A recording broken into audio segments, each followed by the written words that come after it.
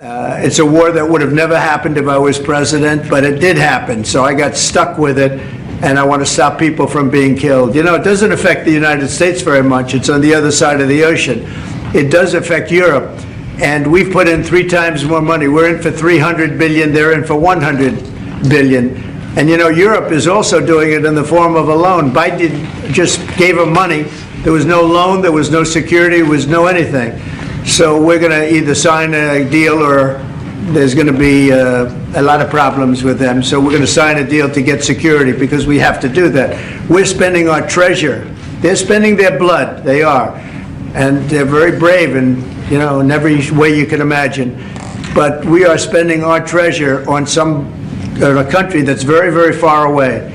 And it's okay, but we have to be treated the same as Europe is being treated. Europe gets their money back. Europe is basically giving nothing because they get it back in the form of a loan, and it's a guaranteed loan. We don't get our money back, and we're losing. I mean, we don't want to do that anymore, so we're signing an agreement, hopefully in the next fairly short period of time, that will assure us that we'll get $400 or $500 billion back. We're in there for $300 billion. Now, one other thing, Europe is at 100. We're at 300. We think it has to equalize. In other words, they have to come up with more money because it has a big effect in Europe. It doesn't have much of an effect on us because we have a big, beautiful ocean in between. But it does affect. And Biden should have never gotten us into this mess. We had an incompetent president who got us into a mess. But we're going to get you out of it. The same thing in the Middle East. We're going to have some good news in the Middle East. What happened yesterday, the sight of those babies was not acceptable to anybody. Nobody's seen anything like it. Mr. President, are you going to Moscow? There's a report out of France that you're going to Moscow on May 9th. No, I'm to not. join President Putin. I'm not. And then if I could, sir, just ask you about Kash Patel, who's going to be sworn in soon as your FBI director. Talk to us about your reaction to him getting sworn in and the fact that many agents across the country are concerned that they will be fired en masse for simply just doing their jobs. No, I think the agents are very happy about Kash. In fact, the agents led the charge for Kash.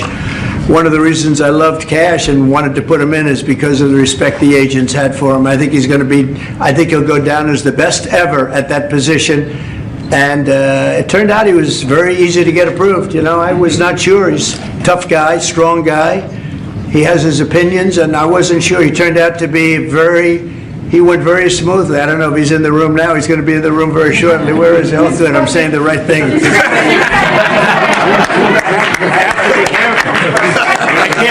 can't speak too badly about him. I better be careful. You know, I will say this about Kash, and Howard understands this.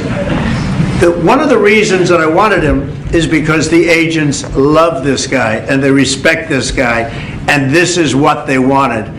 And even somebody like Trey Gowdy, who's a very good guy, but known as somewhat of a moderate person, he came out with a statement that was so incredible. He said, Kash is an incredible person. People don't realize it.